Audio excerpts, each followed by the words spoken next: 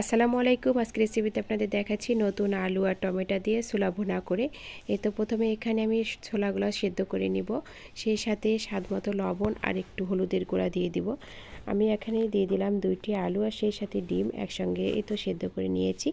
এখন প্যানে আমি পরিমাণ মতো তেল দিয়ে দিলাম, সেই সাথে দিয়ে দিব পেঁয়াজ কুচি, পেঁয়াজ বাটা, আর সেই সাথে দিয়ে দিচ্ছি এখানে আদা রসুন বাটা 1 টেবিল চামচের মতো করে।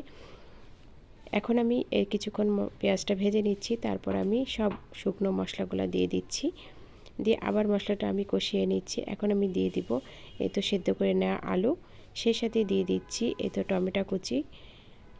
এখন আমি আবার কিছুক্ষণ একটু নেড়ে চেড়ে দিচ্ছি। এখন এই তো ডিমটা দিয়ে দিলাম, সেই সাথে সেদ্ধ করে নেওয়া ছোলাগুলো দিয়ে দিলাম, দিয়ে আবার এই তো ভালো করে কষিয়ে নিচ্ছি।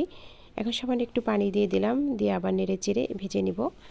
এখন ছোলাটা ভেজে নেওয়া হয়ে গেছে, দিয়ে দিলাম সামান্য একটু গরম মশলা গুঁড়া, সেই সাথে দিয়ে দিব কাঁচামরিচ কুচি আর সেই সাথে ধনিয়া পাতা কুচি।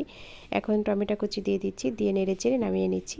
এভাবেই আপনারা এই মজাদার ছোলা ভুনাটা করে নিতে পারেন। আজকের রেসিপিটি দেখার জন্য সবাইকে অনেক ধন্যবাদ।